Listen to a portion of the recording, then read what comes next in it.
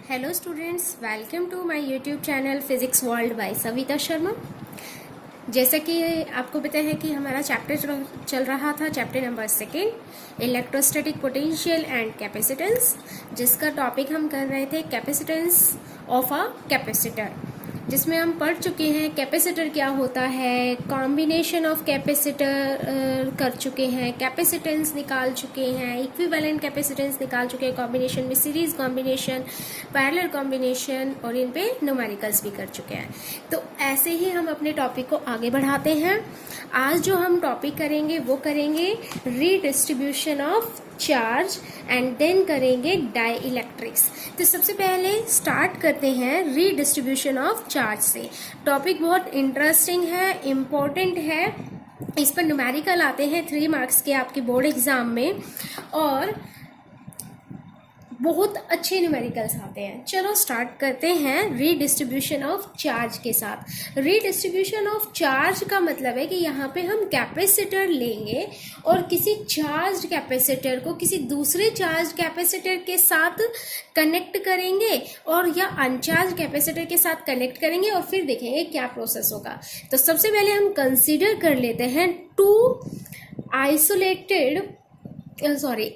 Insulated conductor A and B of capacitance C1 and C2। अब capacitance कैसा हो सकता है? पैरेलल प्लेट कैपेसिटर हो सकता है, स्फेरिकल कैपेसिटर हो सकता है। तो हमने क्या किया, कंसीडर कर लिया है 2 स्फेरिकल कैपेसिटर जिसका कैपेसिटेंस जो है A वाले का C1 मान लिया और B स्फेयर का कैपेसिटेंस C2 मान लिया है, and carrying charge Q1 and Q2 on B respectively। इन पर जो है चार्ज हैं, जो मैं स्टेटमेंट बोल रही हूँ वो टॉपिक अगर डेरिवेशन करने के लिए आ जाती है तो वो आपको लिखनी होती है। तो अभी तक हमने माना 2 स्फेयर मान लिए A एंड B स्फेयर हैं, उन पर चार्ज है Q1 एंड Q2, तो वो कैपेसिटर की तरह काम करेंगे। C1 एंड C2 उनका कैपेसिटेंस है और लेट कर लेते हैं कि वो जो A है उस पर जो चार्ज की वजह से पोटेंशियल है वो V1 है और B जो है कैपेसिटर उस पर जो चार्ज की वजह से पोटेंशियल है वो V2 है। तो ऐसा जैसे कि हम पढ़ चुके हैं Q is equals to CV, इस रिलेशन से हम लिख सकते हैं Q1 is equals to C1 V1, A के लिए लिख सकते हैं। Q2 charge on second capacitor C2 V2 लिखा जा सकता है। अब ये तो सेपरेट थे, ए कैपेसिटर अलग है, बी कैपेसिटर अलग है, इनका एक दूसरे से कोई लिंक नहीं है। अब हम क्या कर रहे हैं, इनको कनेक्ट करने जा रहे हैं एक कंडक्टिंग वायर के साथ। जब हम इनको कनेक्ट कर रहे हैं किसी कंडक्टिंग वायर के साथ, ऐसी वायर मान ली इस वायर का कोई कैपेसिटेंस नहीं है, मतलब कि ये कोई चार्ज को स्टोर नहीं करेगी, जो भी है चार्ज को फ्लो करा देगी। तो अगर हम वायर को कनेक्ट कर देंगे, ज्वाइन कर देंगे, कंडक्टर को ज्वाइन कर देंगे वायर के साथ, तो पॉजिटिव चार्ज जो होंगे वो फ्लो करना स्टार्ट कर देंगे। तो चार्जेस क्या करेंगे, यहाँ पर स्टार्ट्स फ्लोइंग, तो वो फ्लो होने लगेंगे। कहाँ से कहाँ जाएंगे, high potential to low potential, ये चीज ध्यान रखनी है। High potential to low potential वो फ्लो करने लगेंगे और तब तक फ्लो करते रहेंगे तब तक कि दोनों स्फीयर पे A और B पर पोटेंशियल सेम नहीं आ जाता। मतलब पहले उन पर V1 और V2 पोटेंशियल था, A पर V1 और B पर V2, फिर उन्हें हमने कनेक्ट कर दिया वायर के साथ, तो चार्ज एक स्फीयर से दूसरे स्फीयर पे फ्लो करने लग गए। लेकिन वो फ्लो की डायरेक्शन कैसी होगी, हायर पोटेंशियल से लोअर पोटेंशियल, और वो चार्ज तब तक फ्लो करते रहेंगे जब तक कि दोनों पर पोटेंशियल सेम नहीं आ जाता। ऐसा हमने जाना। देखो ये वाला टॉपिक जो हमने पहले किया था चैप्टर 1 में, चार्जिंग मेथड में किया था ना, कि 2 स्फीयर को टच कर देते हैं तो वो चार्ज को क्या कर रहे थे, शेयर कर रहे थे। और वहां पे हमने क्वेश्चंस भी किए थे कि अगर स्फीयर का साइज अलग अलग हो तो वो किस तरह से चार्ज को शेयर करेंगे, इक्वल तो नहीं करेंगे। तो वो किस पर डिपेंड करता है, वो पोटेंशियल पे डिपेंड करता है। चार्ज तब तक शेयर होते रहेंगे, मतलब ट्रांसफर होते रहेंगे एक स्फीयर से दूसरे स्फीयर पे, जब तक दोनों स्फीयर का पोटेंशियल सेम नहीं हो जाता। अब पोटेंशियल जो होगा वो डिपेंड करेगा ना आर पर, क्योंकि v तो डिपेंड करता है ना रेडियस ऑफ स्फीयर पे। तो अगर वो रेडियस ऑफ स्फीयर पे डिपेंड कर रहा है तो इसका मतलब स्मॉल स्फीयर और एक बड़ा लार्ज स्फीयर होगा, तो दोनों पर पोटेंशियल आने के लिए अलग सेम पोटेंशियल आने के लिए अलग अलग चार्ज की वैल्यू चाहिए। तो वो तो बात हो गई कि मतलब कि दोनों शेयर करेंगे चार्ज को तब तक कि उनका पोटेंशियल सेम नहीं हो जाता। अब मान लेते हैं कि उनका कॉमन पोटेंशियल, इक्वल पोटेंशियल कौन सा हो गया है, उन्होंने शेयर कर लिए चार्ज और इक्वल पोटेंशियल अब आ गया है दोनों पर v। तो चार्ज कितना हो गया, अब जब कनेक्ट कर दिया है तो टोटल चार्ज कितना हो गया है। अब पहले वाले पे था Q1, दूसरे वाले पे था Q2, इस तरीके से चार्ज हो गया टोटल चार्ज, जो कि आफ्टर रीडिस्ट्रीब्यूशन हुआ जब हमने उसको कनेक्ट कर दिया।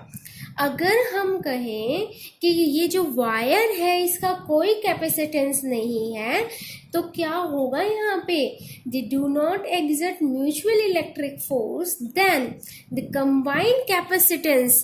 मतलब सिंपल सा हम ये कहना चाह रहे हैं कि इस वायर के पास कोई कैपेसिटेंस नहीं है, तो जब हमने वायर के साथ इसको कनेक्ट कर दिया तो नेट कैपेसिटेंस अब कितना हो जाएगा, कंबाइंड कैपेसिटेंस कितना हो जाएगा, कैपेसिटेंस ऑफ बोथ कंडक्टर मिला करके C1 प्लस C2 हो जाएगा। और कॉमन पोटेंशियल की जो हम बात कर रहे हैं वो कितना हो जाना चाहिए, तो कॉमन पोटेंशियल जिसको हमने V लिखा है और वो हो जाएगा, पहले हम पोटेंशियल को क्या लिखते थे यहाँ पे, अगर हम इस फॉर्मूले से बात करें तो V is equals to Q by C लिखते हैं। अगर हम V1 की बात करते तो V1 किसके इक्वल हो जाता, V1 equals to Q1 by C1। V2 किसके इक्वल हो जाता, Q2 बाई C2। लेकिन अब हमने तो इसको वायर से जोड़ दिया है ना, तो कॉमन पोटेंशियल जो वो शेयरिंग के बाद पोटेंशियल सेटअप हुआ है दोनों कंडक्टर पे, वो कॉमन पोटेंशियल हो जाएगा total charge after redistribution upon में total capacitance after redistribution of charge. V is equals to total charge कितना है, Q1 Q2 का सम अपॉन में टोटल कैपेसिटेंस C1 C2 का सम। तो Q1 को हम क्या लिख सकते हैं इस वाली इक्वेशन से, C1 V1, Q2 को C2 V2 अपॉन में C1 प्लस C2। ये कॉमन पोटेंशियल का एक फॉर्मूला बन गया। Q की फॉर्म में याद रखना चाहो तो Q की फॉर्म में याद रख लो, C1 V1 C2 V2 की फॉर्म में लिखना चाहो तो इस फॉर्म में याद रख लो, किसी में भी याद रख सकते हैं। ये क्वेश्चंस में सॉल्व करने के लिए पूछ लिया जाता है और उसमें किस तरीके से पूछेंगे अभी जल्द ही हम न्यूमेरिकल करेंगे इससे रिलेटेड। तो अगर हम ये कहें if after redistribution charge on A and B, let कर लेते हैं कि रीडिस्ट्रीब्यूशन के बाद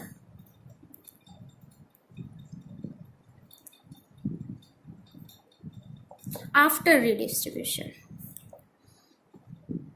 charge on A and B are Q1 dash and Q2 dash respectively.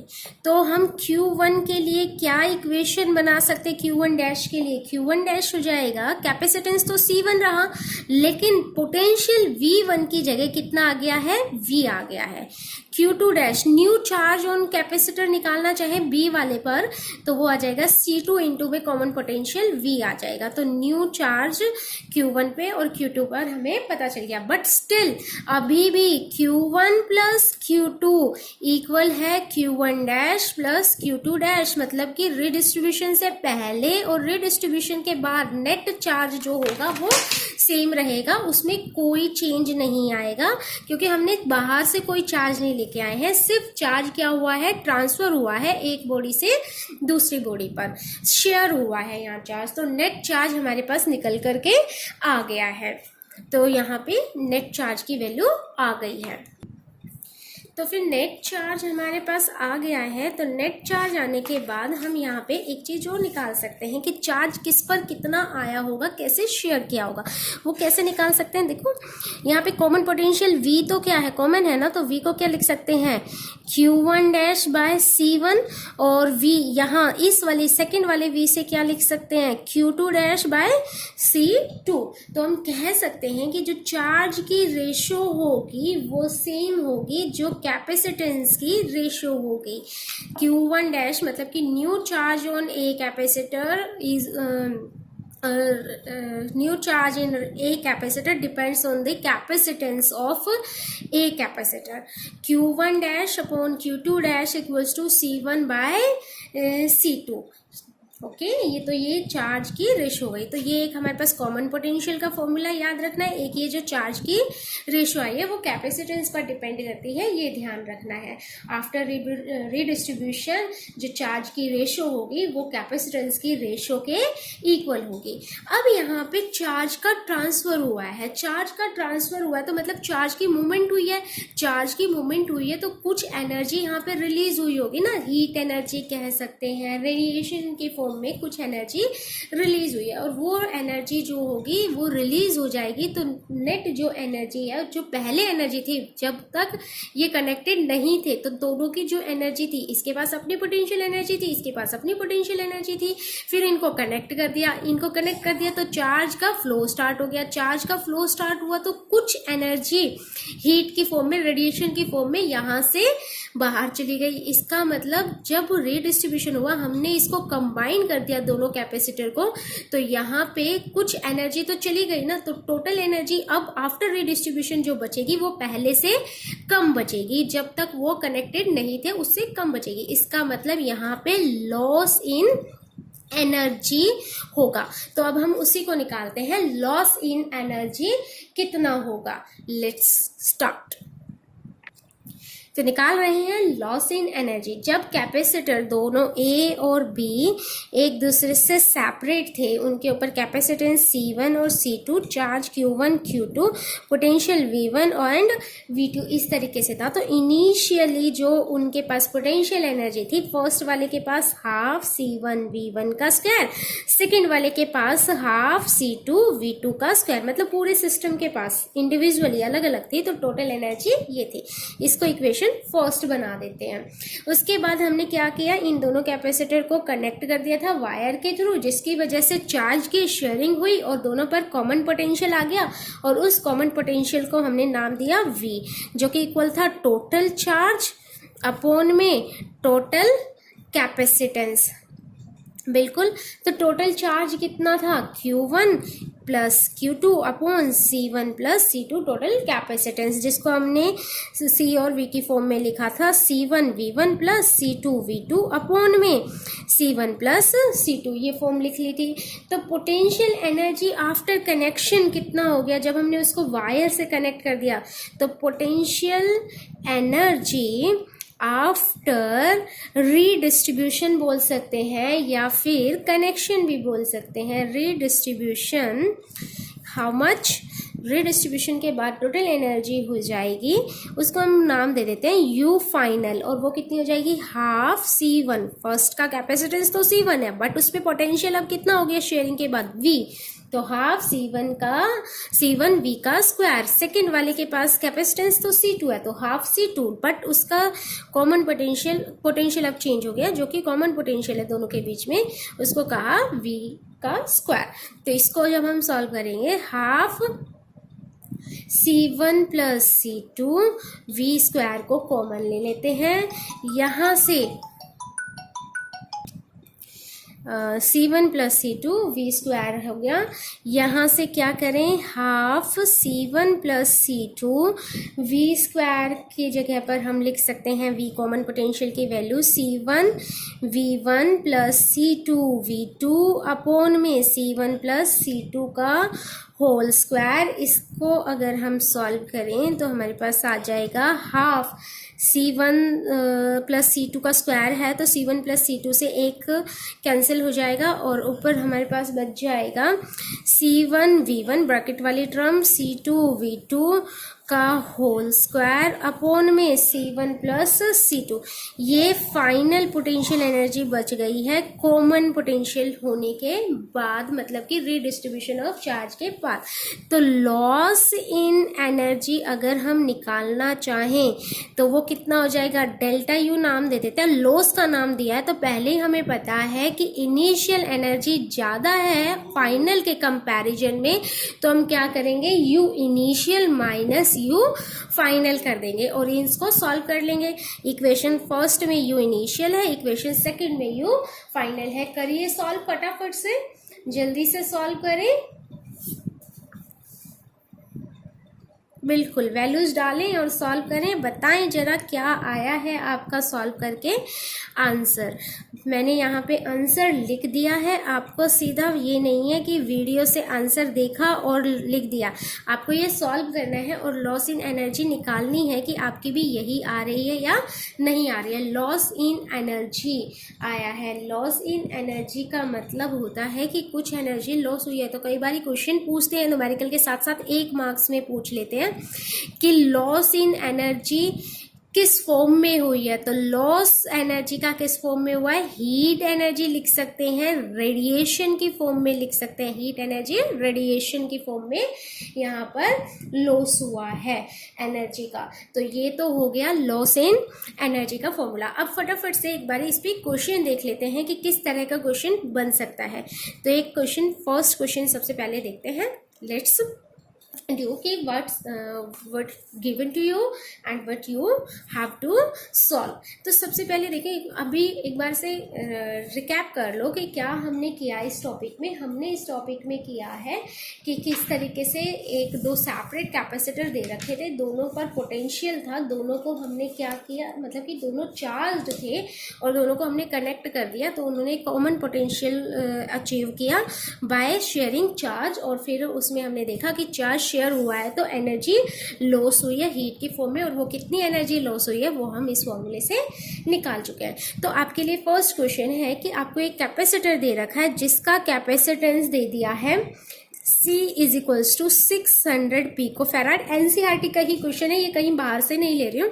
जिसको आपने कनेक्ट कर दिया है एक वोल्टेज सप्लाई से, जिसकी वोल्टेज दे दी है 200 वोल्ट।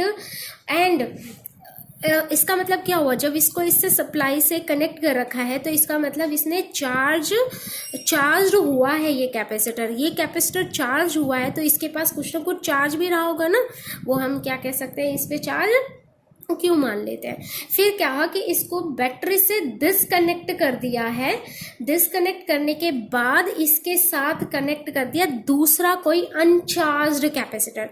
तो मतलब कि फर्स्ट वाला तो चार्ज्ड कैपेसिटर हो गया, जब इस पे पास चार्ज आ गया तो इसके पास कुछ ना कुछ एनर्जी रही होगी ना, वो एनर्जी इनिशियली UI कह रहे हैं हम, UI इनिशियली पोटेंशियल एनर्जी। वो कैसे निकाल सकते हैं, हाफ CV का स्क्वायर, हाफ C कितना दे दिया है 600 पिको फैराड, -12 लगा दें पिको के लिए, इंटू में 200 पोटेंशियल दे रखा उसका स्क्वायर।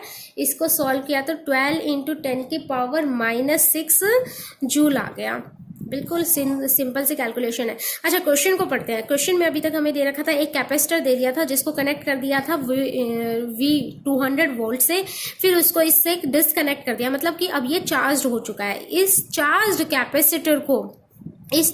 कैपेसिटर को पहले ये क्या था, कैपेसिटेंस था C1 मान लेते हैं।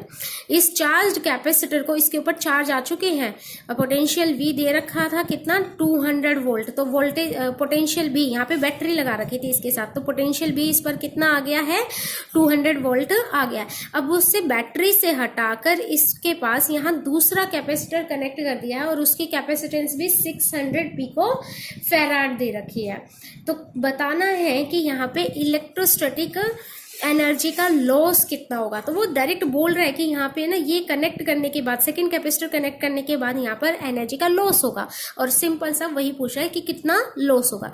तो हम पहले क्या करते हैं, पहले पूरे कंसेप्ट को समझते हैं। पहले ये कैपेसिटर लगा हुआ था C1 कैपेसिटेंस का, जिसको हमने वोल्टेज 200 वोल्ट दी, तो वोल्टेज देने से, बैटरी लगाने से ये चार्ज हो गया, उसके ऊपर चार्ज मार लिया, Q आ गया।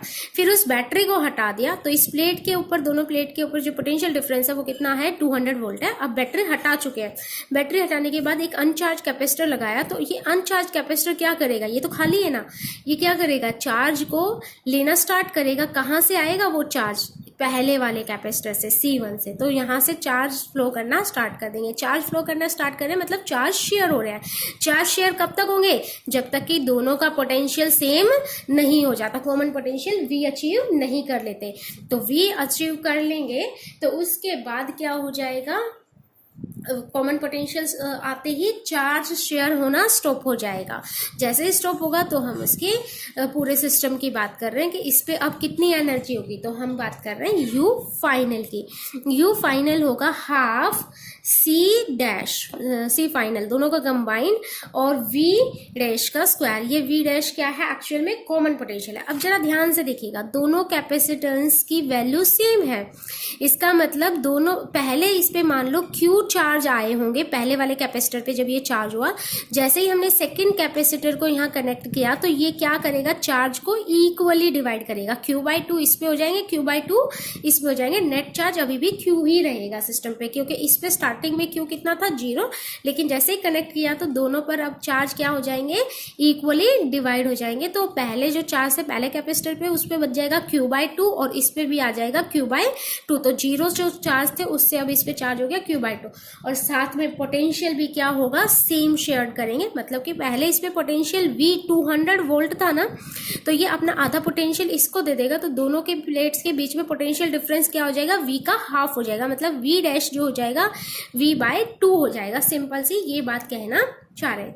सिंपल वो कैपेसिटेंस की रेशियो से भी कर सकते हैं, हम लिखा था ना वहां से, Q1 डैश Q2 डैश की रेशियो जो थी वो C1/C2 की थी, और कैपेसिटेंस और चार्ज जो होते हैं वो पोटेंशियल के रेशियो से भी रिलेट करते हैं। तो सिंपल सा हम कह सकते हैं हाफ C डैश की वैल्यू कितनी हो जाएगी, दोनों को ऐड कर दो, मतलब कि 2C बोल सकते हैं। V डैश की वैल्यू कितनी हो जाएगी, V/2 का स्क्वायर, मतलब कि अब यहाँ से एक हाफ कट जाएगा, तो कितना बच जाएगा, 1/2। ये वाला जो 1/2 है स्क्वायर है ना, तो 1/2 लिख लेते हैं। इस हिसाब से ये C के साथ वाला 2 कट चुका है, CV²। ये क्या था हमारे पास, इनिशियली था ना, U इनिशियल, तो मतलब कि U फाइनल क्या हो जाएगा, हाफ U इनिशियल। ये मैंने इसलिए लिखा है इस टर्म में कि हमें डायरेक्ट दिख रहा है कि यहाँ पे लॉस हो रहा है, तो इनिशियल का हाफ कर दे तो वो आ जाएगा 6 × 10⁻⁻6 जूल। तो ये रीडिस्ट्रीब्यूशन के बाद हमारे पास क्या आ गया है, चार्ज की वैल्यू आ गई, सॉरी एनर्जी आ गई है, फाइनल एनर्जी। तो लॉस अगर हमें निकालना है तो डेल्टा U क्या हो जाएगा, U फाइनल माइनस में U इनिशियल, सॉरी लॉस ही निकाल रहे हैं ना, तो U initial minus U final कर लेते हैं डायरेक्ट। तो वो कितना हो जाएगा, इसमें से इसको माइनस कर दे तो 6 × 10⁻⁻6 जूल ही लॉस हुआ है। बिल्कुल आधी एनर्जी जो हो गई है वो लॉस में चली गई है। तो ये हमारे पास एक इस तरह का न्यूमेरिकल हो गया है, तो इसको सॉल्व करें, ऐसा ही जरूर करें और प्रैक्टिस करें। इस तरह के क्वेश्चंस आपको मिल जाएंगे असाइनमेंट में, कंटिन्यू रखें प्रैक्टिस। एक और न्यूमेरिकल कर लेते हैं इसी से रिलेटेड, क्वेश्चन नंबर 2। इसमें क्या दे रखा है आपको कि एक 4 माइक्रोफेराड का कैपेसिटर है जिसको कनेक्ट कर दिया गया है 200 वोल्ट की बैटरी के साथ। इस तरीके से एक कैपेसिटर दे दिया है जिसकी वैल्यू 4 माइक्रोफेराड है और उसको 200 वोल्ट बैटरी के साथ कनेक्ट कर दिया है। फिर ये चार्ज हुआ होगा, फिर इसको क्या कर दिया, बैटरी से डिस्कनेक्ट कर दिया, और फिर बैटरी से जब इसको डिस्कनेक्ट किया तो यहाँ पर एक दूसरा अनचार्ज्ड, देखो स्पेशली कहा गया है दूसरा अनचार्ज्ड कैपेसिटर लगाया है जिसकी कैपेसिटेंस 2 माइक्रोफेराड है। तो पूछ रहा है how much energy lost by this system in form of heat और इलेक्ट्रोमैग्नेटिक रेडिएशन। तो पहले ही पूछ रहा है कि लॉस निकालना है, इसमें कितना हुआ होगा। तो लॉस जैसे अभी हमने लास्ट क्वेश्चन किया बिल्कुल वैसे ही निकालेंगे। लॉस कैसे निकालेंगे, देखिएगा पहले कंडीशन ले लेते हैं, 400 माइक्रो फैराड का कैपेसिटर दे रखा है, 200 वोल्ट से कनेक्ट कर रखा है। तो यू इनिशियल हम आराम से निकाल सकते हैं हाफ C1V1 का स्क्वायर करके। हाफ C1 की वैल्यू 4 माइक्रो फैराड है, मतलब 10⁻⁻6 आ जाएगी। इनटू में वोल्टेज 200 दे रखी है, तो V का स्क्वायर हो जाएगा। इसको जब हम सॉल्व करेंगे तो सॉल्व करते हैं, यहाँ से 2 से ये कट जाएगा, इसका इसके साथ मल्टीप्लाई कर देंगे तो 8 × 10⁻12 जूल, ये इनिशियल एनर्जी आ गई है। फर्स्ट इक्वेशन इसको मान सकते हैं। तो अब क्या किया कि ये बैटरी हटा दी, ये इसमें इतनी एनर्जी स्टोर हो गई, मतलब चार्ज कुछ इसमें स्टोर हो गए हैं, Q1 चार्ज इसके अंदर स्टोर हो गए हैं। तो अब हमने क्या किया, किसी अनचार्ज कैपेसिटर को यहाँ पे लगाया, तो टोटल जैसे ही अनचार्ज कैपेसिटर लगाया तो टोटल चार्ज कितने रहे होंगे सिस्टम में वो हम निकाल सकते हैं। तो टोटल चार्ज किसके इक्वल हो जाएगा, वो Q मान लेते हैं, and this Q is equals to Q1 plus Q2। Q1 कितना होगा C1V1 और Q2 कितना होगा C2V2। दूसरा जो है अनचार्ज है, तो इसका मतलब हम सीधा भी कह सकते हैं कि Q2 तो क्या हो जाएगा, यहाँ से 0 हो जाएगा, या ये कह सकते हैं अनचार्ज है, उसे किसी बैटरी के साथ सप्लाई के साथ कनेक्ट नहीं किया था, तो V2 उसका कितना है, 0 है। तो C1 कितना दिया हुआ है हमें, 4 माइक्रोफैराड, 4 × 10⁻⁻6, और V कितना दिया हुआ है, V1 200, C2 जो भी दे रखा है, लेकिन V2 0 है, तो ये 0 हो जाएगा। तो चार्ज कितना आ जाएगा हमारे पास, 8 × 10⁻4 हो जाएगा, 6 और 2 ये प्लस के हो जाएंगे, इतना कूलम। ये हमारे पास टोटल चार्ज आ जाएगा। और टोटल कैपेसिटेंस की अगर हम बात करें, तो टोटल कैपेसिटेंस की बात करें तो वो कितना आ जाएगा, C इज इक्वल्स टू में C1 प्लस C2। देखो ये पैरेलल कॉम्बिनेशन की तरह काम करेगा। जैसे ये जब होगा, यहाँ पे कनेक्ट करेंगे दूसरे कैपेसिटर को, तो यहाँ से चार्ज शेयर होने लगेंगे। जब तक शेयर होंगे, जब तक कि पोटेंशियल कॉमन नहीं आ जाता। इस प्लेट पे भी चार्ज शेयर होंगे जब तक कॉमन पोटेंशियल नहीं आ जाता। मतलब इस और इस कैपेसिटर की इस प्लेट पर पोटेंशियल जो होगा वो सेम होगा, इस प्लेट पर और इस प्लेट पे दोनों कैपेसिटर के पे पोटेंशियल सेम होगा। तो जरा सोच के देखो, अगर इस तरह का कॉम्बिनेशन है तो वो कैसा कॉम्बिनेशन होगा, पैरेलल कॉम्बिनेशन होगा। और पैरेलल कॉम्बिनेशन का कैपेसिटेंस कितना हो जाएगा, C1 plus C2 direct add कर देंगे, तो मतलब कि 4 + 2 6 माइक्रो फैराड न्यू कैपेसिटेंस आ गया कॉम्बिनेशन का। तो यू फाइनल अगर हम निकालना चाहें तो सीधा कह सकते हैं हाफ CV का स्क्वायर, नया कैपेसिटेंस और नई वोल्टेज, कॉमन पोटेंशियल और इक्विवेलेंट कैपेसिटेंस C है यहाँ पर। तो हाफ इक्विवेलेंट कैपेसिटेंस कितना है, 6 माइक्रो फैराड, मतलब 6 × 10⁻⁻6, और पोटेंशियल निकालना पड़ेगा। यहाँ पे हमने पोटेंशियल नहीं निकाला, तो सबसे पहले कॉमन पोटेंशियल और निकाल लेते हैं। तो कॉमन पोटेंशियल अगर हमें निकालना है तो कॉमन पोटेंशियल V किसके इक्वल हो जाएगा, टोटल चार्ज अपॉन में total capacitance Q/C। Total charge कितना दिया हुआ है, 8 × 10⁻⁻4, ये निकाला हमने अभी। टोटल कैपेसिटेंस कितना आ गया, 6 × 10⁻⁻6, ये भी निकाला हमने। तो इसको सॉल्व कर लो तो कितना आ जाएगा, ये बिल्कुल 400 डिवाइडेड बाय 3 लिख सकते हैं। इतना वोल्ट आ गया। तो ये कॉमन पोटेंशियल की वैल्यू यहाँ पे, इसकी वैल्यू यहाँ पर डाल देते हैं। तो इसको यहाँ पे लिख लेते हैं नीचे, फिर से U फाइनल आ जाएगा half CV² is equals to half C की वैल्यू कितनी हो गई, 6 × 10⁻⁻6 इंटू V की वैल्यू, कॉमन पोटेंशियल की वैल्यू ये निकाली हमने, 400 डिवाइडेड बाई 3 का स्क्वायर।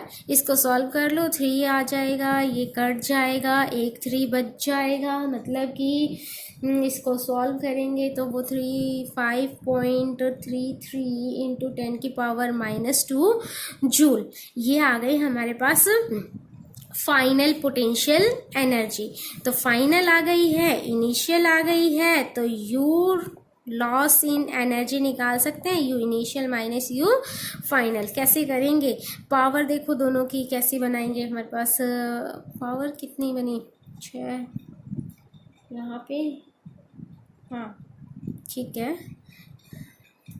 8 इंटू में 10⁻⁻12, 12 नहीं आया होगा, ये 2 आया होगा, देखो 10, हाँ 6, ठीक है 2 ही बचेगा, 4 हो जाएंगे ना ये, और चीज -2 बचेगी पावर, ठीक है। तो -2 इन -5.33 इंटू 10 की पावर -2, ये पावर सेम है तो इनको तो बाहर ले लेते हैं। 8 - 5.33 और इन दो में 10 की पावर -2, अगर अलग अलग पावर हो तो पहले पावर को सेम बना ले ताकि सॉल्व करना इजी हो जाए। 2.67 इंटू 10 की power -2 joule loss in energy आई है। इस तरह के क्वेश्चन एग्जाम में पूछ लेते हैं, तो प्रैक्टिस में रखिएगा इस तरह के क्वेश्चंस जरूर, ठीक है। तो अब हम अपना नेक्स्ट टॉपिक स्टार्ट करते हैं, डाइइलेक्ट्रिक्स। तो देखिएगा, अब हम अपना नेक्स्ट और इम्पोर्टेंट टॉपिक स्टार्ट कर रहे हैं, डाइइलेक्ट्रिक्स। डाइइलेक्ट्रिक्स क्या है पहले एक बार ही इसको समझ लेते हैं। डाइइलेक्ट्रिक्स कुछ नहीं, जैसे और सब्सटेंस होते हैं वैसे ही डाइइलेक्ट्रिक्स है, जैसे कंडक्टर, इंसुलेटर, सेमीकंडक्टर्स होते हैं, बट ये उनसे डिफरेंट होते हैं। कैसे? इनकी कुछ प्रॉपर्टीज होती हैं, कुछ मीनिंग होता है, समझते हैं कैसे। सबसे पहले देखिए, dielectrics are non conducting material. Non conducting material कहने का मतलब बिल्कुल भी नहीं है कि ये इंसुलेटर्स होंगे, ये इंसुलेटर नहीं हो सकते। इनके पास इंसुलेटर की प्रॉपर्टी होती है कि ये अपने पास चार्ज को कंडक्ट नहीं कराते, लेकिन फिर भी हम इसको इंसुलेटर नहीं कहते हैं। तो नॉन कंडक्टिंग मटेरियल कहा है। क्या किस किस प्रॉपर्टी के साथ नॉन कंडक्टिंग मटेरियल है? कैन बी इजीली पोलराइजेबल, मतलब ये इजीली पोलराइज्ड हो सकते हैं। पोलराइज्ड का मतलब क्या होता है? मटेरियल, एक ऐसा मटेरियल जिसको पोलराइज कर सकते हैं, वो एक ऐसा मटेरियल होता है जिसके अंदर इक्वल और अपोजिट चार्ज इंड्यूस्ड हो जाते हैं जब हम उसको इलेक्ट्रिक फील्ड अप्लाई करें। मतलब इसको और अच्छे से डीप में पढ़ेंगे। क्या समझा हमने कि ये कोई मान लो डाई इलेक्ट्रिक है, अगर हम इस डाई इलेक्ट्रिक पे बाहर से कोई इलेक्ट्रिक फील्ड ई लगा रहे हैं, जब हम इस पर कोई बाहर से इलेक्ट्रिक फील्ड ई लगा रहे हैं तो इसके अपोजिट फेसेस पर अलग अलग चार्ज इंड्यूस हो जाते हैं। मतलब इस फेस पे अगर नेगेटिव चार्ज आया है तो इस फेस पर आ जाएगा पॉजिटिव चार्ज, और इस प्रोसेस को ही हम क्या कहते हैं? पोलराइजेशन कहते हैं। अभी डीप में पढ़ेंगे। मतलब dielectric they are non conducting material जिनको हम इजीली पोलराइज कर सकते हैं। मतलब उसके फेस पर हम इस तरीके से अलग अलग फेस पर अलग अलग चार्ज को इंड्यूस करा सकते हैं। मतलब इसके इंटरनली अप्लाइड इलेक्ट्रिक फील्ड की वजह से इसके इंटरनली भी एक इलेक्ट्रिक फील्ड डेवलप हो जाती है। मान लो applied electric field E naught है, तो अंदर जो इलेक्ट्रिक फील्ड, ये चार्ज इंड्यूस हुए अलग अलग फेस पर अलग अलग टाइप के, एक साइड पे नेगेटिव एक साइड पे पॉजिटिव, तो यहाँ पर भी तो एक इलेक्ट्रिक फील्ड डेवलप हो जाएगी, और वो इलेक्ट्रिक फील्ड का नाम दे दिया ईपी या EI भी कह सकते हैं, इंड्यूस्ड इलेक्ट्रिक फील्ड या फिर पोलराइज्ड इलेक्ट्रिक फील्ड कह सकते हैं। तो ये जो हो गए, इस तरीके से ये अपने अंदर इंड्यूस कर लेते हैं इलेक्ट्रिक फील्ड, या कहते हैं इंड्यूस कर लेते हैं चार्ज को, जिसको हम पोलराइजेशन कहते हैं। तो एक तो प्रॉपर्टी ये हो गई नॉन कंडक्टिंग मटेरियल, जिसको डाइइलेक्ट्रिक बोलते हैं। दूसरी इसकी प्रॉपर्टी होगी डाइइलेक्ट्रिक की, does not allow the flow of charge. ये कभी भी फ्लो ऑफ चार्ज को अलाउ नहीं करते, लेकिन ये यहाँ पर इकट्ठे करती है अपने अंदर चार्ज के फ्लो को। तो चार्ज के फ्लो को अलाउ नहीं करता थ्रू इट, बट परमिट अपने में से इलेक्ट्रिक फील्ड को पास होने की परमिशन देती है। इसको हम लिख सकते हैं, but permit them to exert electrostatic force on permit electric field. उसके ऊपर जो चार्ज होगा उस पर इलेक्ट्रोस्टैटिक फोर्स लग रही होगी।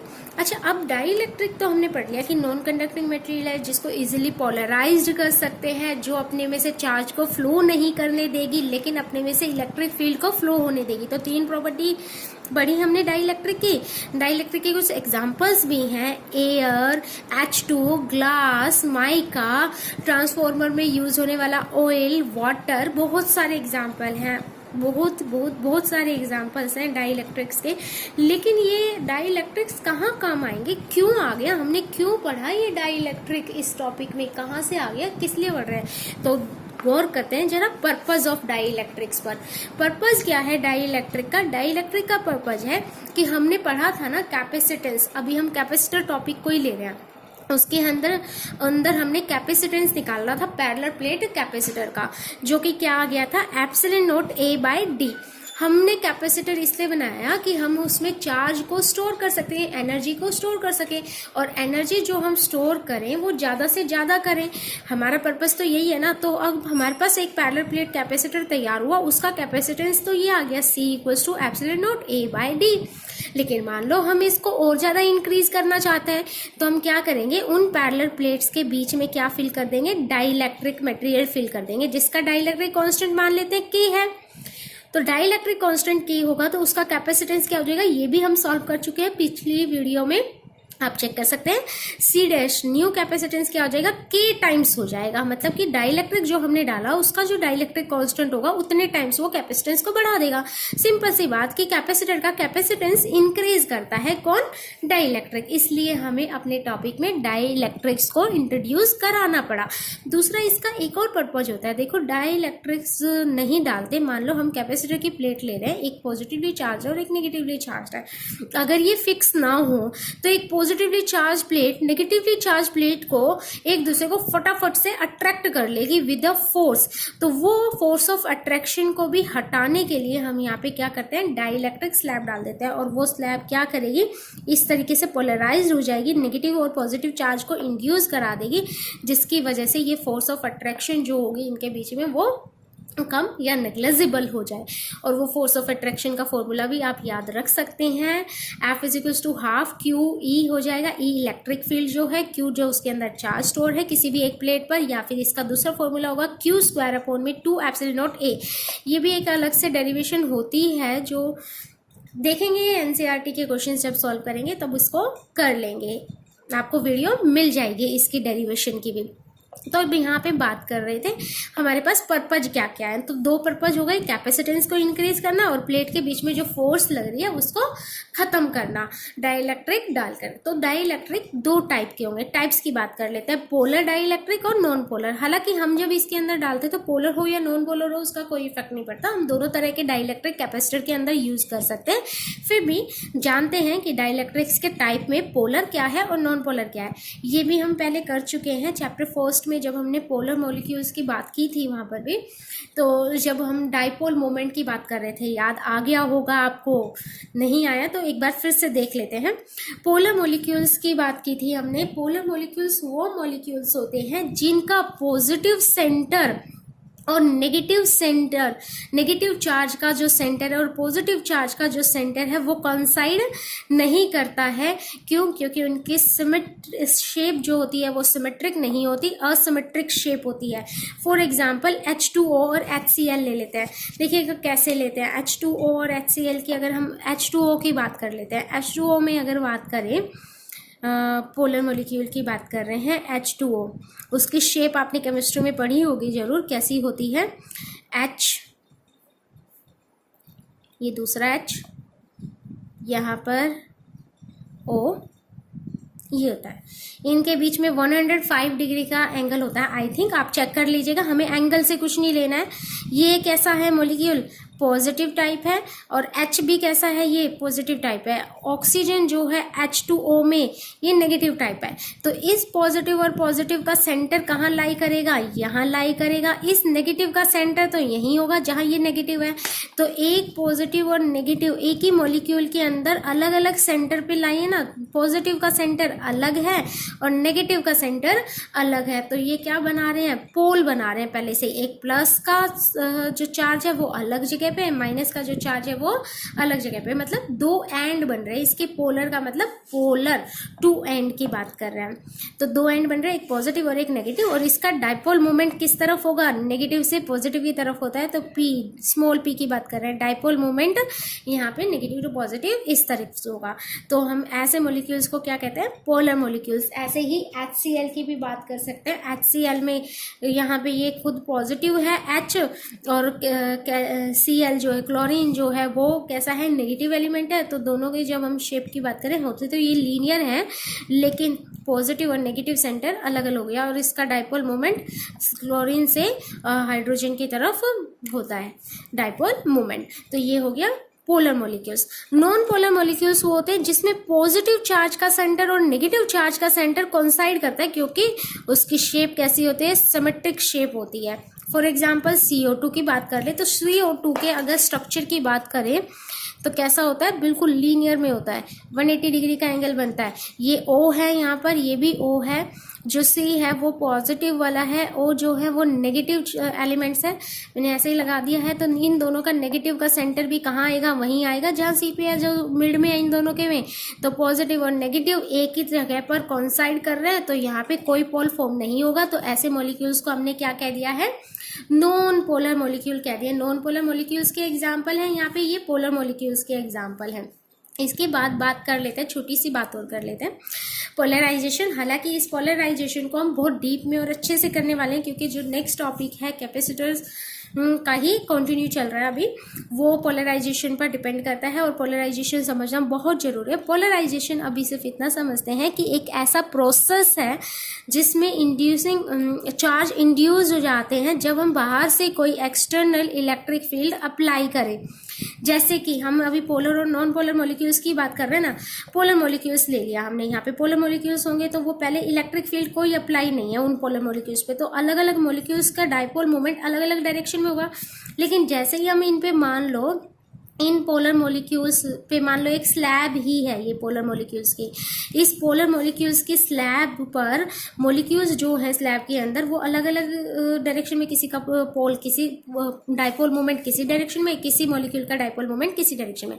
जैसे ही हम इस पे मान लो कोई इलेक्ट्रिक फील्ड अप्लाई कर लेते हैं, ये इलेक्ट्रिक फील्ड हमने अप्लाई कर दी बाहर से, तो ये इलेक्ट्रिक फील्ड क्या करेगी, जो मॉलिक्यूल है उसके पॉजिटिव को रिपेल करेगी, मतलब जिस डायरेक्शन में इलेक्ट्रिक फील्ड है उस तरफ धकेलेगी, और नेगेटिव को अट्रैक्ट करेगी, तो नेगेटिव को इस तरफ लेके आएगी जहां से इलेक्ट्रिक फील्ड लाइंस स्टार्ट हो रही हैं। तो सबका डायपोल मोमेंट उसी तरफ इंक्लाइंड हो जाएगा जिस तरफ इलेक्ट्रिक फील्ड की डायरेक्शन है, तो सारे के सारे मॉलिक्यूल्स का डायपोल मोमेंट इस तरीके से लग जाएगा। तो ये एक डायरेक्शन, पर्टिकुलर डायरेक्शन में सारे के सारे इंक्लाइंड हो जाएंगे। तो इस प्रोसेस को हम क्या बोलते हैं, पोलराइजेशन। इसकी वजह से क्या होगा, यहाँ एक क्लियर डायग्राम देख लेते हैं। ये नेगेटिव पॉजिटिव आ गया, मान लो यहीं पे एक और मॉलिक्यूल है उसका नेगेटिव पॉजिटिव आ गया, ये इस तरीके से हो जाएंगे, जिसकी वजह से क्या होगा कि ये जो इंटरनल है, ये जो पॉजिटिव है इस वाले मॉलिक्यूल्स का, इस साइड वाले का, और इस साइड वाले का जो नेगेटिव है, ये एक दूसरे के इफेक्ट को क्या कर देंगे, कैंसिल कर देंगे। ऐसे लगेगा जैसे यहाँ पे कोई नेगेटिव और पॉजिटिव चार्ज है ही नहीं, वो इफेक्ट को कैंसिल करते जाएंगे। तो हमें इस स्लैब के जो डाई इलेक्ट्रिक स्लैब थी उसके एक फेस पे नेगेटिव चार्ज दिखाई देंगे और दूसरे फेस पर पॉजिटिव चार्ज दिखाई देंगे, जिसको हम कहते हैं चार्ज का इंड्यूस्ड हो जाना, और इस प्रोसेस को हम कहते हैं पोलराइजेशन।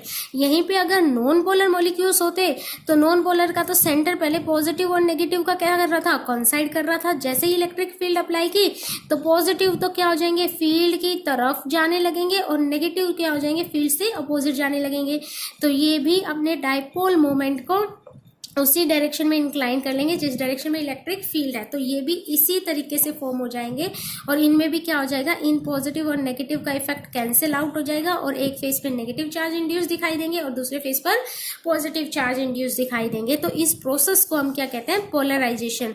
पढ़ लेते हैं एक बार पोलराइजेशन की definition. Polarisation is a process of inducing equal and opposite charge on two opposite face of dielectric on applying electric field. बिल्कुल सही। तो पोलराइजेशन बहुत इंपॉर्टेंट टॉपिक है, जरा इसको ध्यान में रखिएगा, नोट्स बनाइएगा, प्रैक्टिस करें। आज का जो टॉपिक किया उसके न्यूमेरिकल्स की जरूर, और नोट्स बना लें, असाइनमेंट से क्वेश्चन ले लें, किसी भी बुक से ले सकते हैं आप क्वेश्चन। ट्राई कीजिएगा, कमेंट्स कीजिएगा कि आपके आंसर क्या आ रहे हैं, कैसे आपको लग रहा है, कैसी वीडियो लग रही है, और साथ में लाइक, शेयर एंड सब्सक्राइब जरूर करें चैनल को। नेक्स्ट टॉपिक के साथ मिलते हैं हम, पोलराइजेशन विद डिटेल। जब तक के लिए सी यू, ओके, बाय बाय।